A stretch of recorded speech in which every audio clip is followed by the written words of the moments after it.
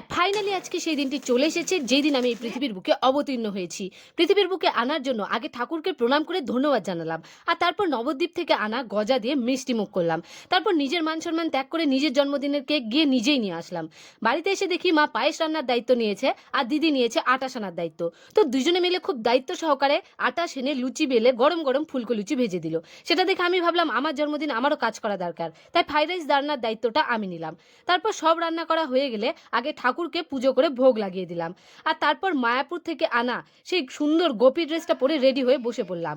আর তারপর সবাই মিলে আমার জন্য বার্থডে সেই প্রাচীনতম গানটি গাইলো আর আমি কেক কাটলাম। তারপর দিদি আমাকে প্রথমে কেক খাইয়ে দিল। দেখো এত বড় একটা কেকের পিস আমার মুখে ঠুসে দিল আর একটু কেক লাগিয়ে দিল। আর তারপর মা আমাকে ফার্স্টে কেক আর তারপর লুচি পায়েস খাইয়ে দিল। আমাদের বাড়িতে প্রত্যেক বছর মা আমাদেরকে নিজের হাতে লুচি পায়েস খাইয়ে দেয়, তাই প্রতিবারের নাই এইবারও তেমনই করলো। বাকিটা আর আমাকে কেউ খাইয়ে দিচ্ছিল না, তাই আমি কারো আশা না করে নিজের হাতেই খেয়ে নিলাম। এবার গিফটের পালা। দিদি আমাকে এই চকোবিক্স আর বডি লোশনটা দিয়েছিল আর মা আর গুড্ডি দুজনে মিলে আমাকে 100 করে টাকা দিয়েছিল। সব শেষে সবাই মিলে খাওয়া দাওয়া করে নিল। দেখা হচ্ছে নেক্সট ভিডিওতে। Tata, bye bye, thanks for watching.